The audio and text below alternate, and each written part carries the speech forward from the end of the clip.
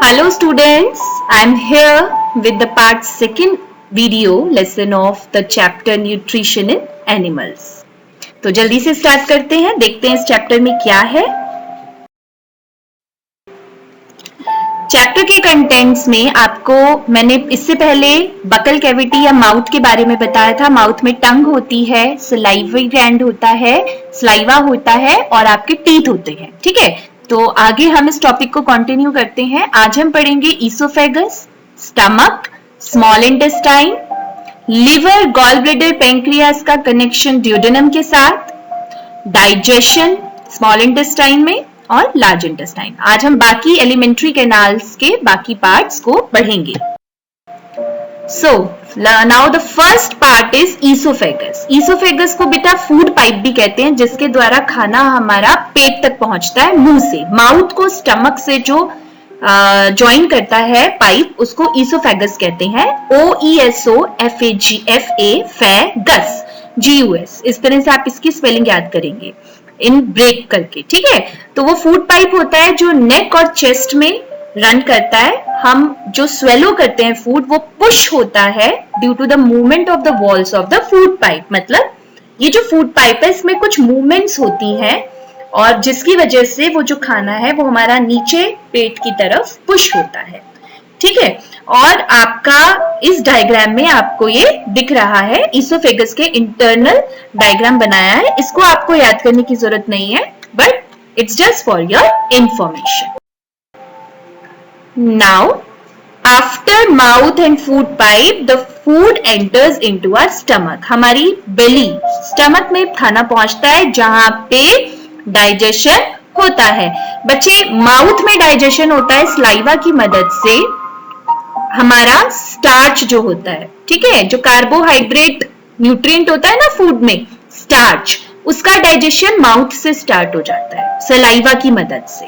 ठीक है, next oesophagus में तो बस खाना पास होता है और जो स्टमक है वहां पे आके फिर फर्दर डाइजेशन होता है। तो हम देखते हैं कि स्टमक में क्या क्या है।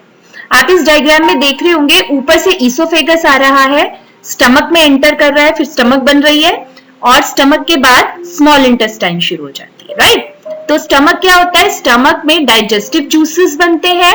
डाइजेस्टिव जूसेस किसको डाइजेस्ट करते हैं? प्रोटीन को। ओके, और स्टमक में हाइड्रोक्लोरिक एसिड भी होता है। बेटा, ये एसिड भी होता है जो हमारे स्टमक में एसिडिटी बढ़ाता है। ठीक है, कहते हैं ना, कई बार आपने सुना एसिडिटी हो गई। राइट, एक्चुअली हाइड्रोक्लोरिक एसिड का काम होता है पेट में एसिड मीडियम बनाना, ताकि जो खाने में बैक्टीरिया है उसको किल किया जा सके। ओके, देन स्टमक में म्यूकस भी बनता है। म्यूकस होता है एक चिकना पदार्थ होता है, एक स्लाइमी सब्सटेंस बनता है जो स्टमक की वॉल्स को प्रोटेक्ट करता है। ठीक है, और बचा के रखता है ताकि एसिड उनपे रिएक्ट ना करे, स्टमक खराब ना। ठीक है, कभी जब एसिड बहुत ज्यादा बन जाता है तो प्रॉब्लम्स हो जाती हैं, स्टमक की वॉल्स डैमेज हो सकती हैं। ओके, नाउ स्टमक के बाद फूड जाता है, पहुंचता है स्मॉल इंटेस्टाइन। अभी मैंने आपको डायग्राम में बताया था, स्टमक के बाद स्मॉल इंटेस्टाइन शुरू हो जाती है। आपको इस डायग्राम में देख रहे होंगे, ये जो अंदर पर्पल कलर की है ट्यूब्स, पर्पल, डार्क पर्पल और लाइट पर्पल, और ऊपर से स्टमक से येलो कलर की ट्यूब आ रही है, ये हमारी सारी स्मॉल इंटेस्टाइन है। 3 पार्ट्स में डिवाइडेड है। जो स्टमक से स्टार्ट होती है उसे ड्यूडेनम कहते हैं, और ये जो आपको डार्क पर्पल है, next part of small intestine, जिसे ज्यूजेनम कहते हैं। उसके बाद आता है इलियम, तो ILEUM, इलियम। तो ये 3 पार्ट्स हैं आपके स्मॉल इंटेस्टाइन के, ड्यूडेनम, ज्यूजेनम एंड इलियम। अब खाना इनसे पास होता है। ये लॉन्ग ट्यूब होती है, इसमें सिक्रीशंस आते हैं। सिक्रीशंस मतलब जो बॉडी फ्लूइड प्रोड्यूस करती है, फ्लूइड बनाती है, जो सब्सटेंस बनाती है लिक्विड फॉर्म में। लीवर और पेंक्रियास, एक तो सलाइवा होता है ग्लैंड, 2 ग्लैंड कौन से होते हैं?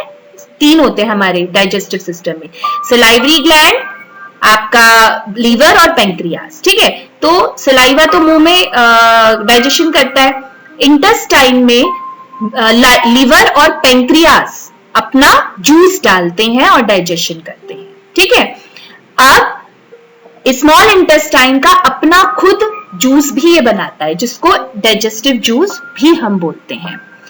इस स्मॉल इंटेस्टाइन में बच्चों कुछ फिंगर लाइक प्रोजेक्शंस होते हैं जिनको विलाए कहा जाता है, ठीक है। और ये विलाए सरफेस एरिया बढ़ाने का काम करते हैं। वो हम कैसे करते हैं देखो, आगे मैं आपको समझाती हूँ। डायग्राम, ये विलाए का डायग्राम है बच्चों।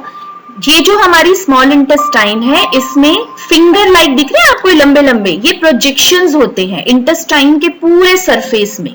कहां की तरफ? अंदर, अंदर की तरफ। वो जो ट्यूब होती है ना इंटेस्टाइन की, वो अंदर की तरफ। जैसे आप घरों में पाइप होता है ना आपका पानी पहुंचाने वाला, उसके अंदर का जो छेद, अंदर का जो ल्यूमन होता है, छेद होता है, उसमें अंदर वाली सरफेस में विलाए प्रेजेंट होते हैं। ऐसे फिंगर लाइक प्रोजेक्शंस होते हैं और इनका फंक्शन होता है, जो फूड डाइजेस्ट हो जाता है, डाइजेस्ट होने के बाद फूड में से न्यूट्रिएंट्स जो निकल जाते हैं, उन न्यूट्रिएंट्स को एब्सॉर्ब करना, ठीक है। और इस विलाए की मदद से क्या होता है, वो न्यूट्रिएंट्स अच्छे से एब्सॉर्ब हो जाते हैं। ये सरफेस एरिया को बढ़ाता है। सरफेस एरिया का मतलब, अगर ये विलाए नहीं होते, इंटेस्टाइन प्लेन होती है अंदर पाइप की तरह, तो सरफेस कितना होता? कम होता है ना।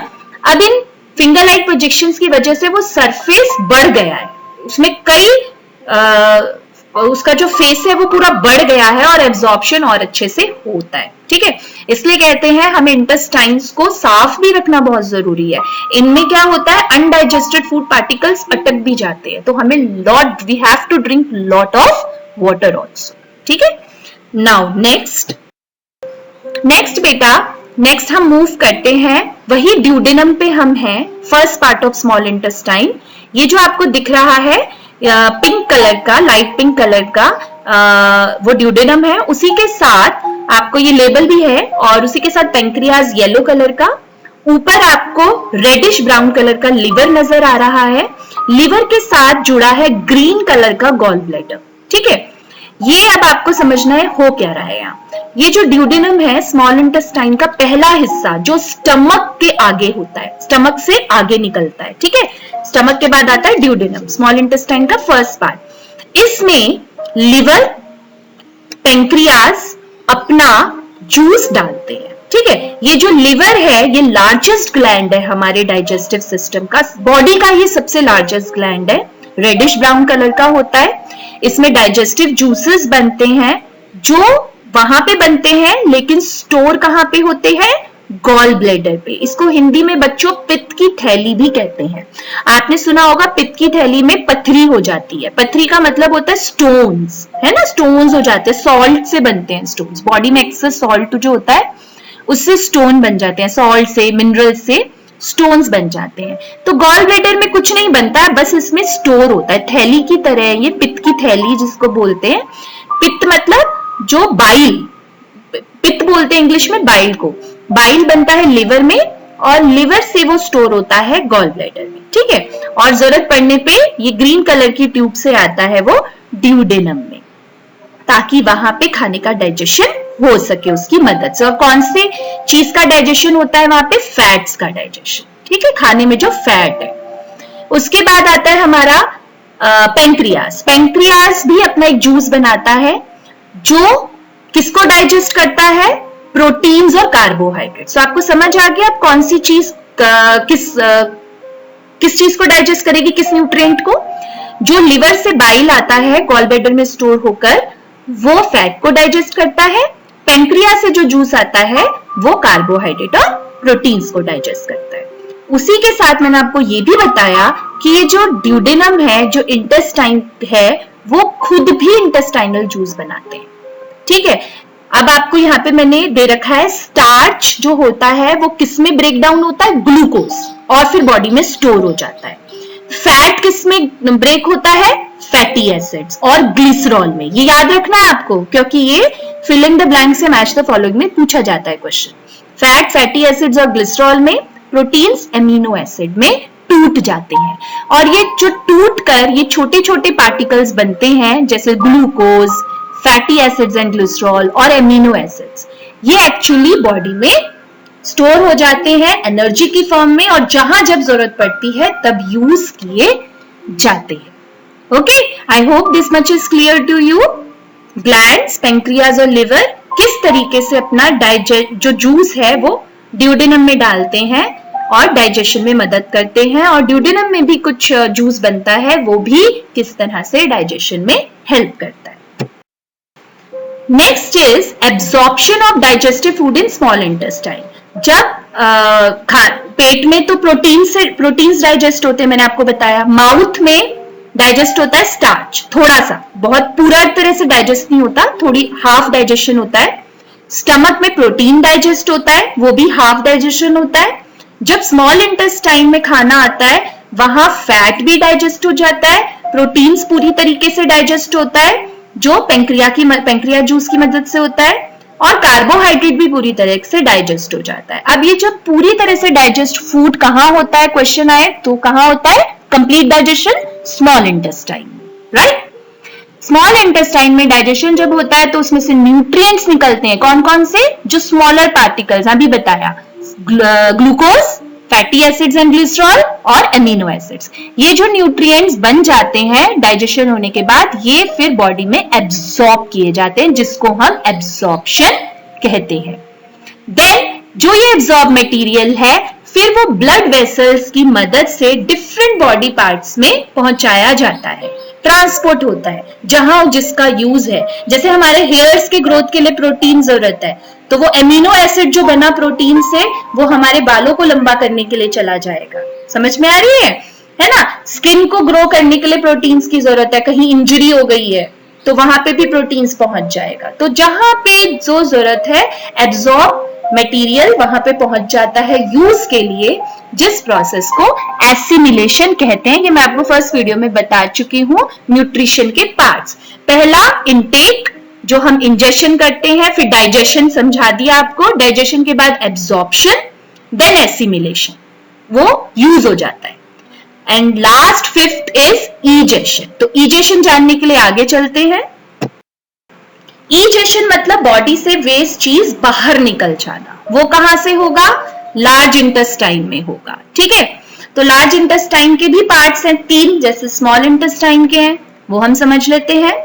सीकम, कोलोन, दिख रहा है आपको यहाँ पे, सीकम है छोटा सा पिंक से कलर का, कोलोन ये ब्लू से कलर का है, अलग अलग कलर बना रखा है। 3 पार्ट्स में कोलोन भी डिवाइडेड है, एक ऊपर चढ़ता हुआ असेंडिंग, फिर उसके बाद सीधा ट्रांसवर्स, नीचे आता हुआ डिसेंडिंग, उसके बाद आ जाता है रेक्टम। रेक्टम होता है बेटा यहाँ पे वेस्ट मटेरियल स्टोर होता है बॉडी से निकलने से पहले, ठीक है, और बॉडी से जो निकलता है वेस्ट मटेरियल्स वो एनस के थ्रू निकलता है, और इस प्रोसेस को इजेशन कहते हैं।